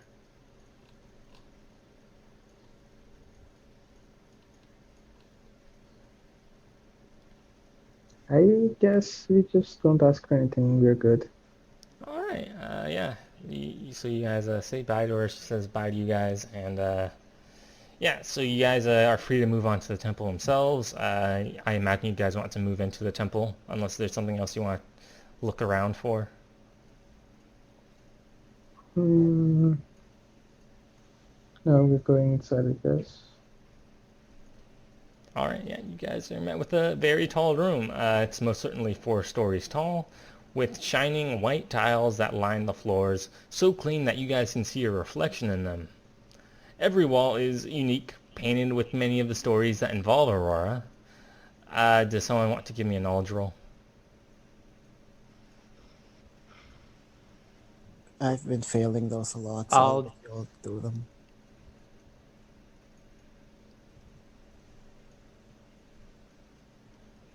A non-natural 20. A non-natural 20, okay. Yeah, you can see nearly everything from the beginning of Aurora's conquest, to her conquest of the city, to her expansion all across the continent, to her role in the Oriani War. Everything's painted with brilliant colors, without a doubt white and light blue predominating, with strokes of blood red scattered in to show the violence of everything. Other than the walls, there are wooden tables that are home to various artifacts. Indeed, walking about reveals that there are almost everything presented as a reproduction, and that the real thing Yeah, so basically, yeah, other than the walls, there's some wooden tables around that are home to various artifacts. And yeah, it seems like everything that's presented here is a reproduction.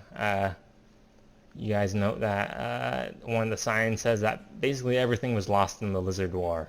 But yeah, there's stuff like replicas of swords, ancient cubes of ice. Isn't that nice? Jars of dirt brought from Aurora, and paintings of the Auroran landscape and city, all produced thousands of years ago. At first sight, they would appear to be irrelevant, but really these artifacts were among the markedly few things brought from Aurora to the continent proper, and are among the few things present on the world that could give insight to the mysterious land of Aurora. But other than the murals and artifacts scattered liberally across the ground floor, there are sets of benches aligned to face an altar of stone and metal. It is quite a plain altar with little other than the symbol of Aurora present to denote its importance. Right behind it is a portrait of the horrific figure of Aurora, watching and staring at the many people present in the temple who are either showing their piety or touring the area. I imagine so your characters have probably all seen what Aurora looks like, and she kind of looks horrific. She does not look particularly human at all. I think she's kind of like a monster of some kind of mechanical origin. Kind of looks weird. But yeah, after you guys look at that unsettling portrait, there is a convent Auroran man standing at the altar and watching over everyone who walks about the temple. He looks with a loving gaze, but is no doubt making sure that everyone behaves themselves. He wears gray robes that cover him in one garment with simple shoes on his feet. He looks quite a bit older, perhaps 70, with balding gray hair and blue eyes, though there's no doubt that his original hair color was black. Yeah, so do you guys want to approach this guy? Or look around the temple some more? Mm-hmm. Yeah, we can approach the guy. Yeah, so you guys approach the guy, and he says, "Oh, well, hello, welcome to the Temple of Aurora here in Aurea. Was there anything you had a question about in particular, or you want to know more about the temple?" Okay, why are we in the temple again? You guys want to find someone, you want to, like, help the convent Auroran community, or you want to figure out more about this ear guy, either one. Okay. So I everyone say here, we start with helping out. yeah. Yeah, so you guys ask to help out, and he kind of looks around. He says, "This is no place to answer such sensitive questions. Let's go somewhere more private. Follow me to my office." Yeah, so let's see here. Are we about to get diddled by a priest? Would I you think like so. to be? I think No, I don't. Okay. he's confusing us for altar boys. It's over. GG, my guys. Let's see here. We can slice his throat off. Yeah, so this man, he leads you to his office. First, he takes you through a door opposite the entrance of the temple. It kind of leads you through a tight hallway that is notably more barren than the part of the temple you guys were in previously. That's what she said. So the remnants of the murals on the wall are still visible, but they're burned, peeled off, and scratched. No doubt that there were artifacts hung up and displayed down in this area of the temple too, but they must have all been removed in this sack of the temple that you heard Atana mention. Indeed, one can only help but wonder how many things were removed and destroyed in this great sack of the temple. But away from the bare hallways, you guys are led to a set of stone stairs with stone guardrails that lead up to the top of the temple. They are no doubt ancient, with being clear wear and tear on the steps, with even some chips of stone removed over the years. Regardless, you guys walk up them, following this man that reveals that this staircase takes up, staircase takes one up to the various floors of the temple. No doubt that there may be other staircases contained in the building, but the staircase itself is quite barren. It has the same destroyed murals permeating. Yeah, so the ground floor you guys were on was very tall. It had high floors that seemed to be close. The higher floors, on the other hand, seemed to be quite closely packed together. Yeah, you guys don't really get a glimpse at them though. The guy only takes you to the second floor. Yeah, the second floor is notably shorter in height. It has like a comfortable standard height for a floor. It does appear less worn. It has flat stone floors, often decorated with rugs and carpets. There are multiple rooms closed off by ancient stone walls, no doubt being the same rooms that the Aurorans from thousands of years ago operated from. As much as the ground floor, the walls here are entirely barren, with nothing but the boring stone grain and the remnants of destroyed paintings. However, there are some signs of modernity in the room, other than the electric lights and wiring somewhat precariously taped onto the ceilings and walls. There are modern couches, tables, and rugs, which appear to provide a modern enough living for those who work here, despite having to spend their time in a cold, drab, ancient building. Regardless, these attempts to modernize the area still largely comes off as industrial. So this guy leads you to his office. He opens a sliding stone door, putting in great effort to pull it from its closed position. Upon the ancient door creaking and screeching as it opens, you guys can look inside his office. It's quite plain. It's entirely gray with a large light wooden desk and a great deal of papers alongside a computer and other office supplies stored on it. There are two chairs put out in front of the desk looking relatively cheap. A counter to the quite luxurious chair put behind the guy's own desk. Other than the places to sit, there are some wooden bookshelves matching the desk with stuff with a variety of novels, books, and religious stories. There are also a few green plants relaxing, alongside a few other tables scattered about, a trash bin, and other necessities of an office. Yeah, so this guy, he sits down at his desk and he says, you must understand that some topics are quite sensitive and that it may be best to not let others know of such things. So you guys want to know about what you can do to help with the community, right? Mm-hmm. Yeah. Yeah, so he's like, yeah, so again, like, let me apologize for having to take you here to discuss such things. It's simply best that we did it well in private. Now, for such guests, I have some important tasks at hand. Things that we would greatly appreciate assistance on. If you would be so willing to hear. First, during the sack of our temple, a great many of our artifacts disappeared, taken away by the lizards. Many priceless artifacts disappeared. We thought that we would never see them again, while others were destroyed. Quite thankfully, Aurora replaced many that were destroyed, and the Imperials and then the Cathay displayed their peculiar generosity and returned what they recovered. However, there were individuals who kept sacked property, and those who had found some of the loot of our temple, or may have siphoned it off from the government while they held onto our things intermittently. Excuse me. What? Okay. Okay. There remains officially standing, and most certainly enforced, government orders that require the return of all objects stolen from our temple to return. While the government has taken action to recover much of our property held by normal members of society, and even those of high standing and in the government, there remain a few people who are deemed untouchable by the state itself. And of those, we know that one, Beatty Garna, retains the Tablet of Aurora, a beautiful tablet made of unmelting ice that is inscribed with the proclamation that her founding of Aurora of the Farthest, the modern city of Aurea. This is among the most valuable artifacts that the temple possessed, and it is well sought after by both us and the state alike, and it holds tremendous importance to both parties. It is time to take action to retrieve the tablet and return it into the proper hands of the Temple of Aurora. If you need more information, let me know. Do you want to know more information about this?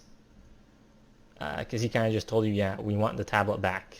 He didn't tell you how to get it back or anything. If not, Yeah, I would like to know what, like, Yeah, I mean, you just can't you must expect have us to some get it. suspects. Yeah. Yeah, so let's see here. Yeah, so he's like, of course. So we know that the tablet is in possession of Garna. In particular, it is stored somewhere in his house. Well, Garna is a very rich man, and as such he has a big house in the former noble quarter of the city. In fact, here's his address.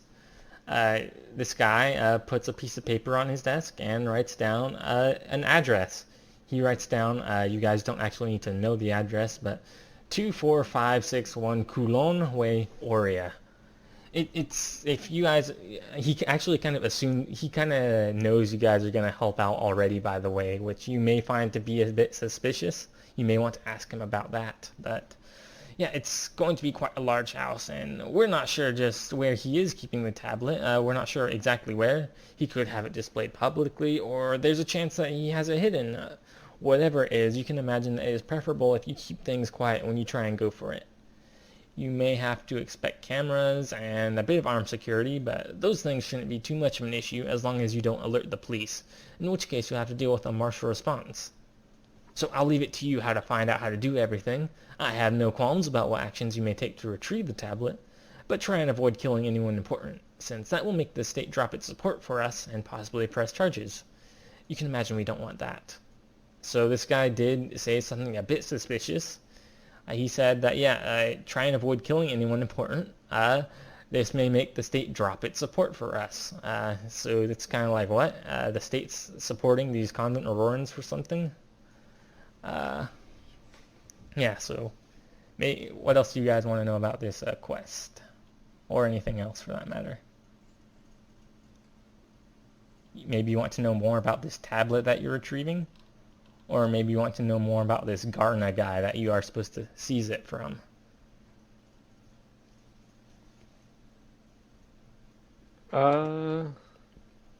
Yeah, I mean, knowing more about the person who we're going to steal something from is probably beneficial. Yeah, so yeah, Garna is a strange man to be sure. He's among the migrants from the Highlands who came along with Victor Altek. So that is the last governor general of Cathay when it was a proper governor in the empire. Now it's kind of like it's a protectorate. It's a bit different, but for that he is both respected and now, ironically, he is hated by some. Being a Highlander brought from the land of Foyer, he helped to partake in the administration of Cathay back when he was in imperial hands. During the war, he refused to leave the city of Aurea in an attempt to help stir resistance. He did exactly that. This was no issue to the Altec, but when he returned years later, the man that he met had changed greatly.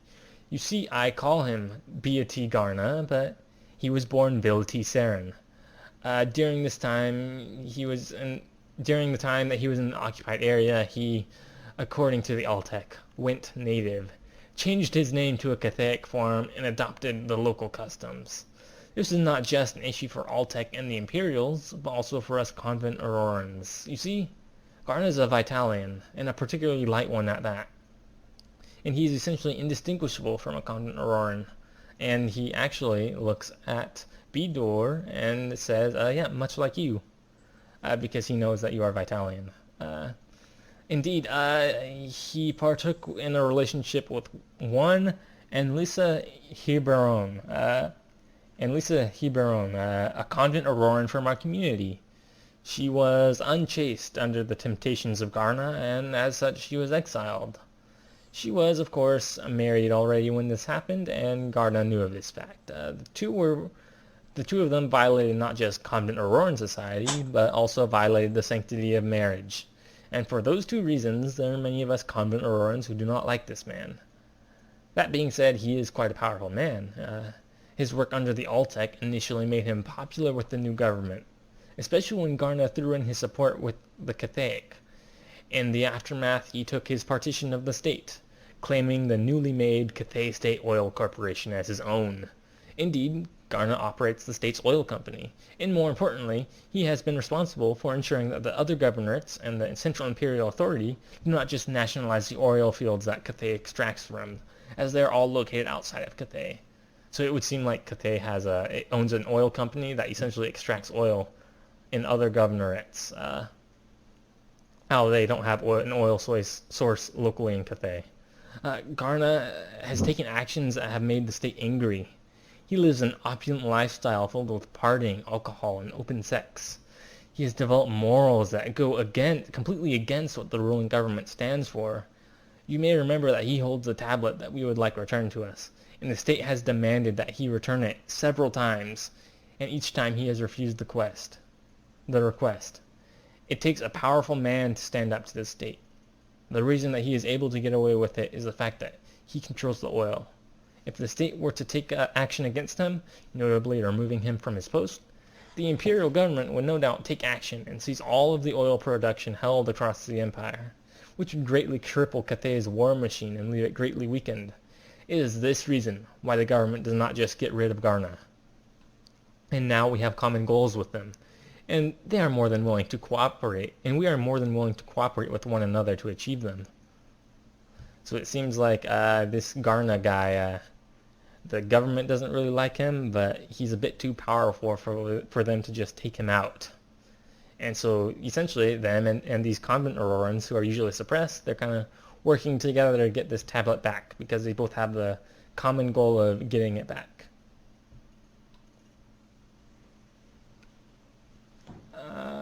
Do you guys want to know about the tablet itself now? Because that may be important. Yeah, I'm kind of curious about that. Yeah, I would be surprised if you told us everything, though. Yeah, so the Tablet of Aurora is fashioned from ice of Aurora's own creation. It is an object of spiritual origin. It is a sign of the great power of Aurora. It will never melt or even heat up.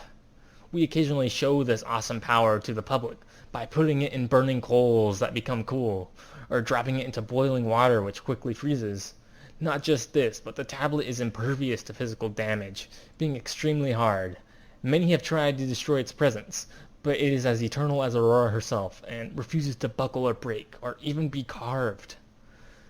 Aurora created the tablet on the altar in this temple, treating it with the text it contains, and not carving it into the ice like a brute, but simply commanded it to take its present form.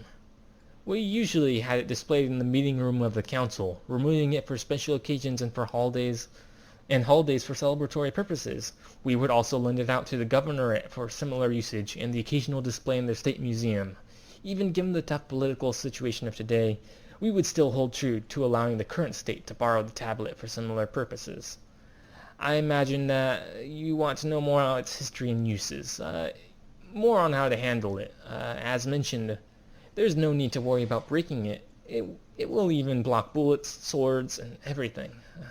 It can be conveniently carried with 2 hands and weighs perhaps 20 kilograms. As mentioned, it is an incredibly cold object, and as such it needs care and handling. One should not touch it with bare hands.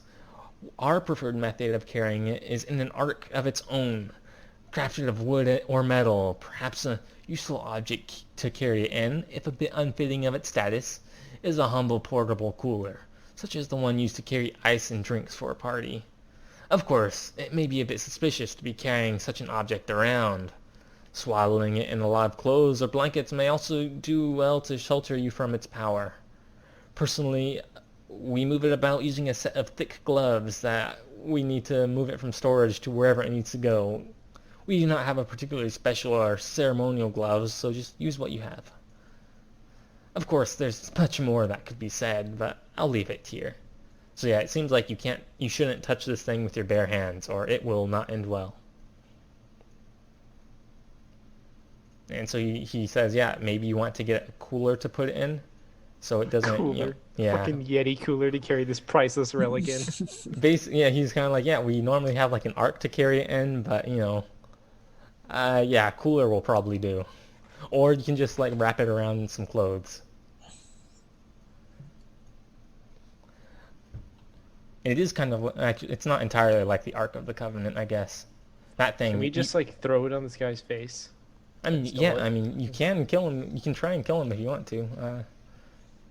His face would probably stick to it and rip off, and then we have face on this thing, and we can't explain that.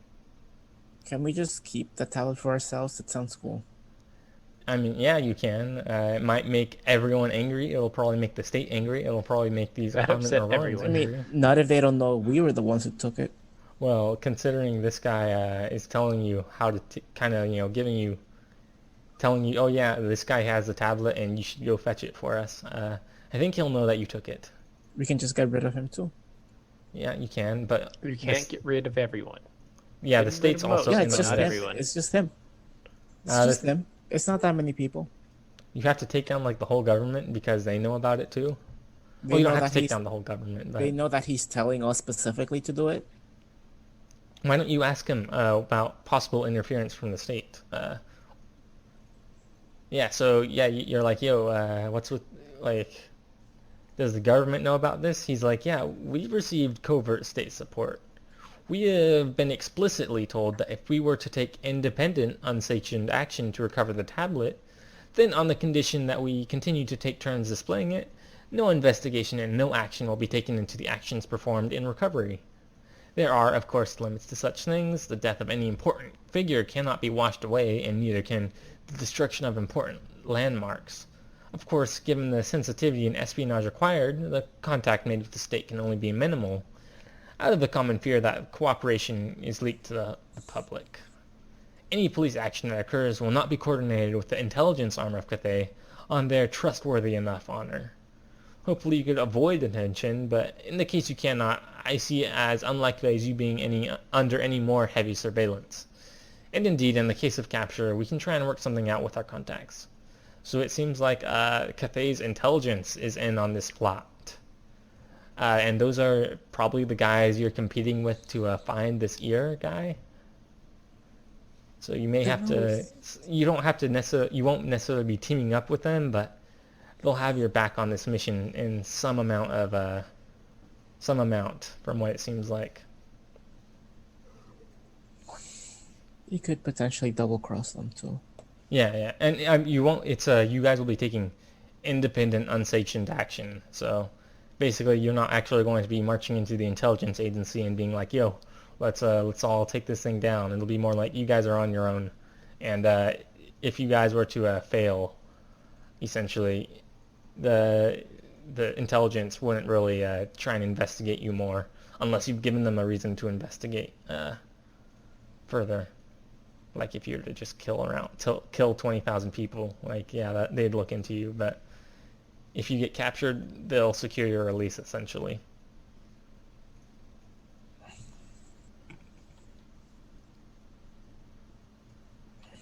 Yeah, so this guy does seem to have a. He does seem to be very presumptive about how much you guys are going to be doing, right? He's kind of just like, yeah, you guys will do this really important thing even though you guys are absolute strangers, right? Mm-hmm. Yeah, that kind of seems suspicious. Does anyone want to give me a perception roll? Perception check, whatever. There's no Actually- way I can roll another really Okay. low thing. I've been rolling well. Why not? What is It's just what a would I add to that? just a d20. That's oh, fine. it's just pure D20. Mm-hmm. Oh, there goes that down the drain. 8. Okay, Liz, why don't you give me a roll? Because you have a background in intelligence. So why don't you give me a roll? Got a big ol' 18. Yeah, so while everyone else is kind of scratching their heads, you notice something. He seems to know a bit more than he lets on. You think that he could possibly be in contact with the Empire and know about you guys ahead of time. That he knew about you guys ahead of time. Maybe he's an agent, or maybe he just has a contact with the people in the Empire who sent you.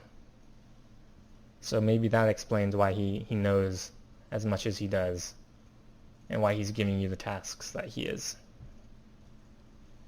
And so, are there any other questions you have about this task?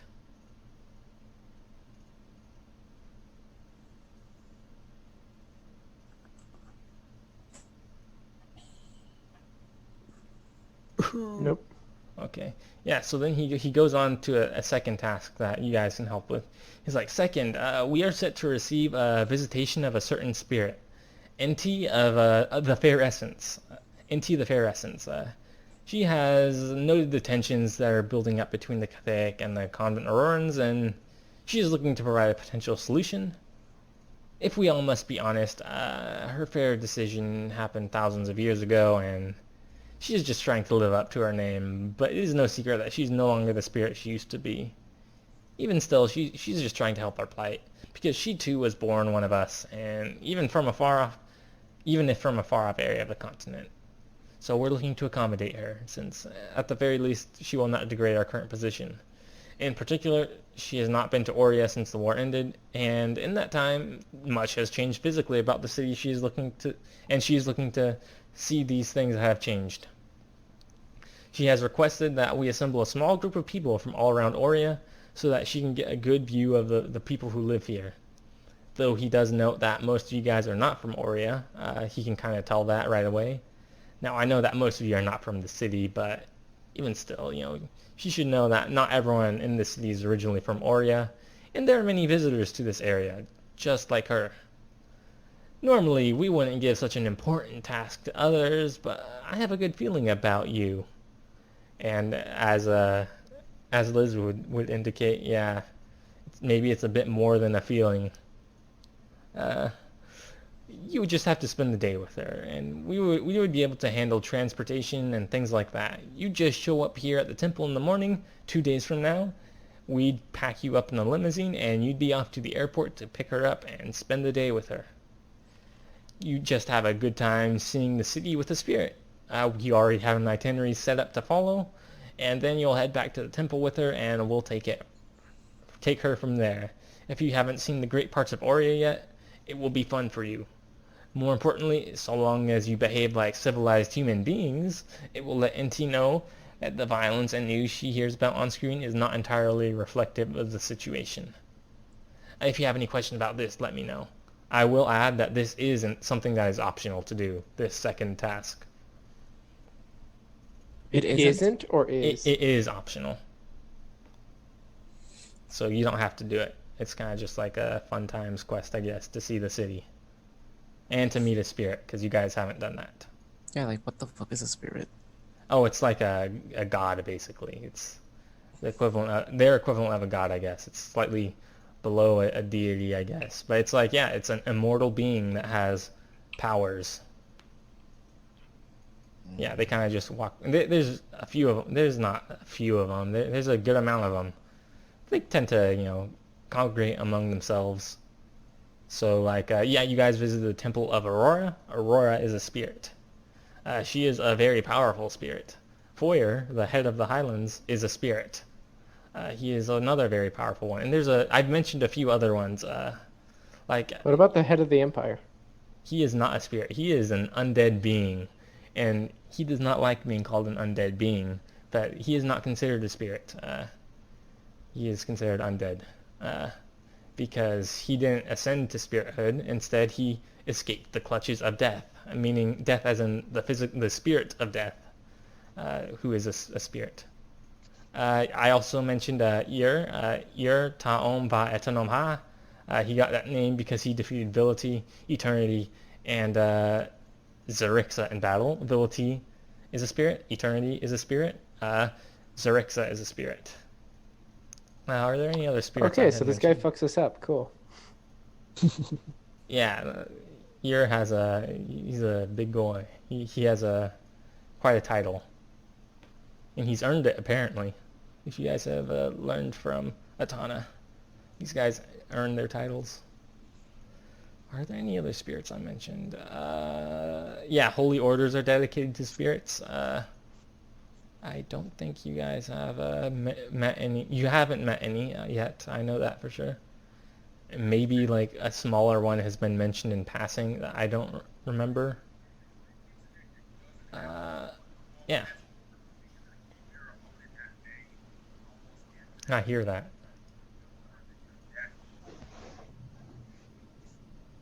What is that?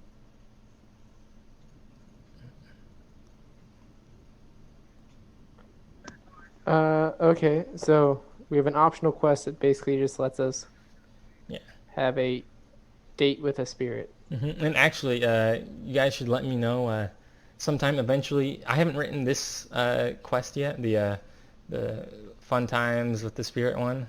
So if you guys aren't going to do it, you should let me know so I won't waste time writing it yet. So I can write it later, but yeah. Can we also get ice powers from her? No, she does not have ice powers. If you actually want to know about her, I will actually, yeah, I'll Wasn't actually go over I thought some. she was the ice person. Aurora is the ice person. You will be visiting NT. Okay, so what is empty again? She is the fair essence. So that doesn't sound very useful. Let me pull up my document. She gonna make us prettier? No, by fair essence, I mean like she is a judge of some type. So she made a thousands of years ago. Actually, yeah, he'll tell you about her. Yeah, so you ask more about Inti, and he's like, yeah, I suppose that's a valid question. She's a spirit originally from Entrana, which is a governor of the empire. But she lived most of her life in Novglatir in Ralair, another governor of the empire. She does claim to be of Convent Auroran ancestry or something similar to that, which is always nice to know. So since she is a minor spirit, most of us don't really care much about her. And so personally, I'm a bit rusty on her history, but I think she has the Holy Order headquartered in Novglatir with an outpost in Livonis. Livonis is the capital of Entrana. Novglatir is the capital of Ralair, by the way.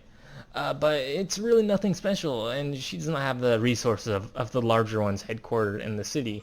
I imagine she has a few temples scattered around the empire and maintains a small following. If I remember correctly, she got her start when she diffused the civil war in the Principality of New Glacier all so long ago. Apparently, you guys remember the Principality of Continental Aurora, which was the independent state that Aurea used to be when it was under like absolute control of Common Aurorans. You may imagine this Principality of New Glacier is essentially the same thing, just run from a different city. Apparently, she made a decision that saved a lot of lives, and as a cosmic reward, she ascended into spirithood for actions. A bit lackluster to me, but I suppose immortality is immortality. This guy doesn't seem to really know what she did to save these lives.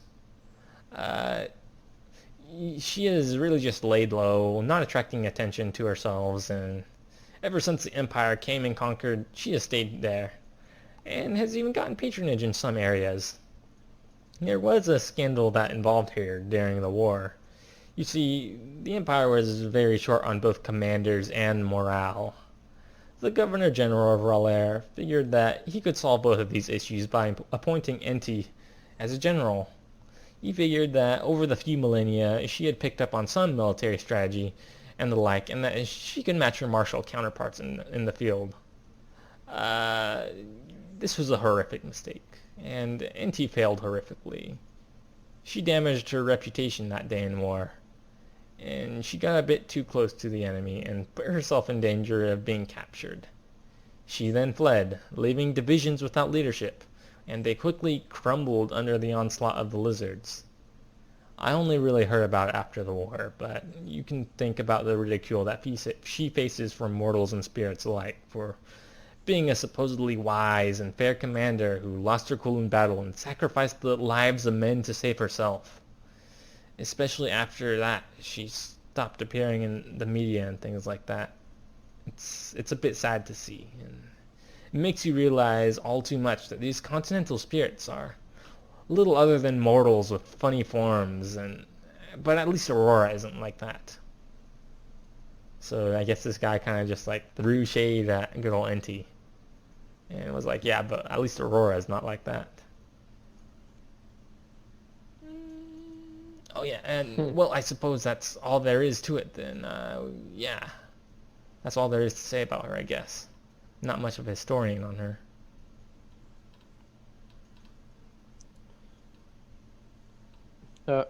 How is Mason doing on time? Because he said 4. I don't know how hard of a deadline that is. I'll probably need to start getting ready in the next 10 minutes, 15 minutes. Okay. Yeah, so you guys have learned about the quests you need to do. You can also talk to this guy to find out more about Yer. Probably. Maybe he knows something.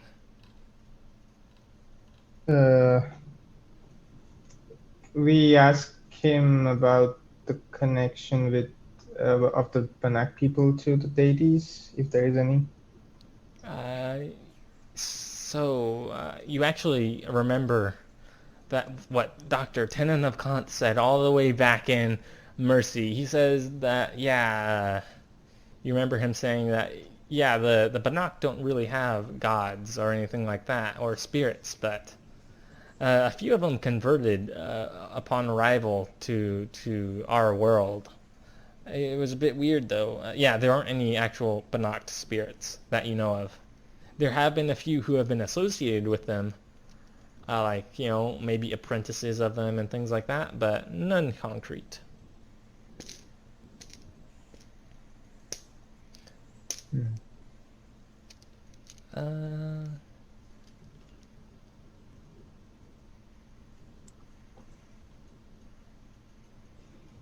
I suppose if we help out this spirit, they might know something about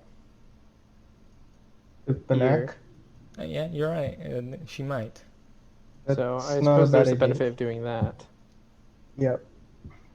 Also, she could be a good ally to have. Oh my god, she has magical powers, right? Not that magical. She's kind of a I wouldn't say she's non-violent because So she was I have a commander in question. a war. but Are they immortal or eternal? What is the difference that you would I say? mean, immortal just means you live forever. Eternal means you can't die. I would say they are eternal in that. So, like, even if you stab them in the heart, they can't die. Some of them have hearts, some of them don't. Either way, they would be fine. They would Okay. probably stop you before you could stab them. You'd get really close to them to stab them. They'd probably just, within a nanosecond, just stop Well, you I'm right saying if then they and one of there. them try to kill one another, What if you or like the what if Banach you were to- could the Banach kill one? Is what is if mainly you what I were was to kill asking. One of them. No, the Banach wouldn't be able to kill one. Though a lot of these spirits, they have like codes of conduct where they won't just be scumbags and destroy complete armies on their own. 'Cause that's if you were among to themselves. kill That's like being a sore loser essentially, and they have to deal with one another still. So they're kind of just like, we just won't go out and kill millions of soldiers whenever we have to go to war with one another, which just hasn't happened very often, thankfully. Okay, that's a pretty good ally to have. Yeah. She doesn't have really magical powers, but I mean, she's a bullet shield now, yeah. Yeah. at the very least. If you can convince her to go along with you. Yeah, I know. We still have to get that far, but you got to think for the future. Yes, she'll be able to help you out if you do that quest. You'll All be right, so I guess we will do that one. Okay. I'm excited for the retrieving the tablet quest, because that one will be an interesting one. Yeah, that seems like a fun quest. Yeah.